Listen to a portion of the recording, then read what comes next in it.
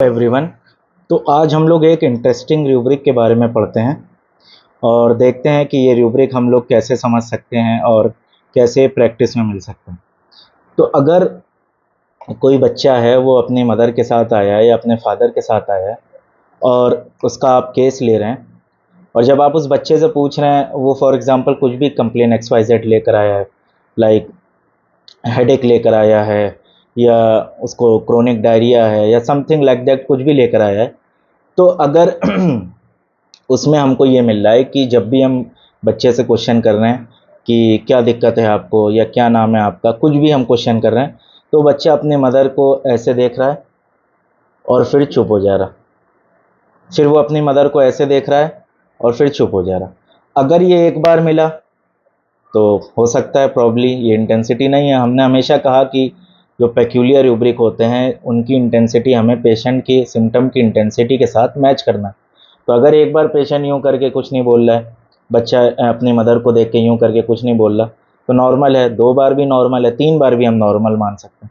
लेकिन अगर 4 5 6 बार आपने क्वेश्चन किया और हर बार उसका एग्जैक्टली यही, हर बार एग्जैक्ट यही बिहेवियर है कि वो अपनी मदर को यूँ देख रहा है और फिर कुछ आंसर नहीं कर रहा, फिर अपनी मदर को यूँ देख रहा है और कोई भी आंसर नहीं कर रहा। और ऐसे में क्या होता है कि जब भी हम पेशेंट का केस लेते हैं और अगर कोई पेशेंट स्पॉन्टेनियसली सिम्टम दे रहा, मतलब विदाउट आस्किंग या विदाउट फोर्सिंग, अगर स्पॉन्टेनियस पेशेंट सिम्टम दे रहा है, तो उसमें कभी भी पेशेंट को हमें इंटरप्ट नहीं करना है। अगर हम बाय चांस वो बच्चा ऐसे कर रहा है, यूँ देख रहा और फिर यूँ चुप हो जा रहा, यूँ देख रहा और फिर यूँ चुप हो जा रहा, उसमें हम इंटरप्ट कर दें तुम ऐसा क्यों कर रहे हो, तो हो सकता हो नेक्स्ट टाइम से फिर वो बच्चा वो चीज़ ना करे। ठीक है, तो हमको उसमें ऑब्जर्व करना है चुपचाप क्वाइटली और अपना देखते रहना है कि ये बच्चा ये स्पॉन्टेनियस बिहेवियर जो कर रहा है कब तक कर रहा है।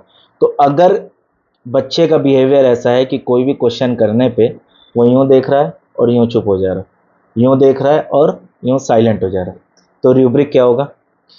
Mind answering does not know what to answer, children in look at their mother say nothing।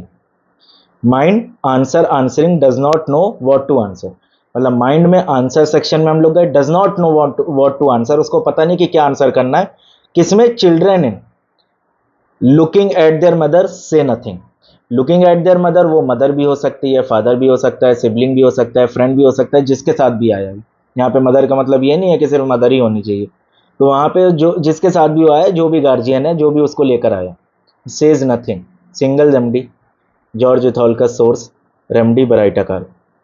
अब यहाँ पे ब्राइटा कार्ब है, यहाँ पे ब्राइटा कार्ब। अब सेंसेशन मेथड के हिसाब से हमने बताया कि ज़्यादा हम डीपली नहीं जाएंगे। सेंसेशन मेथड के हिसाब से अगर हम लोग सेंसेशन मेथड पढ़े हुए हैं और मिनरल किंगडम की थीम पढ़ें, तो ब्राइटा कार्ब रो फर्स्ट में आता है। ब्राइटा के ऊपर ब्राइटा के ऊपर रो में कौन कौन सी आएगी? नेट्रम आएगी, एल्यूमिना आएगी। तो एल्यूमिना में भी क्या होता है? कन्फ्यूजन ऑफ आइडेंटिटी, क्योंकि बेसिकली ये सिम्टम क्या लग रहा है कि वो कन्फ्यूज्ड है, उसको पता नहीं कि क्या हमको जवाब देना है, या उसको पता नहीं कि हम जो जवाब देंगे वो सही देंगे कि नहीं देंगे, क्योंकि ब्राइटा कार्ब को फियर रहता है। डिल्यूजन लाफ्ड बीन जैसे एक रूब्रिक है, डिल्यूजन लाफ्ड एट बीन, इसमें 37 रेमडी, जिसमें ब्राइटा कार्ब 4 मार्क में। तो हो सकता है वो इसलिए आंसर ना दे रहा हो कि कहीं हम कुछ बोले, हमसे मिस्टेक ना हो जाए और मिस्टेक की वजह से सामने वाला मेरे ऊपर हंस ना दे, तो उसको ये बहुत ज़्यादा फियर रहता है। तो ऐसे ही हमको इंटरेस्टिंग रूब्रिक चेक करते रहने और इंटरेस्टिंग रूब्रिक ऐसे ही हम बताते रहेंगे। तो आज के लिए इतना है, ठीक है, थैंक यू।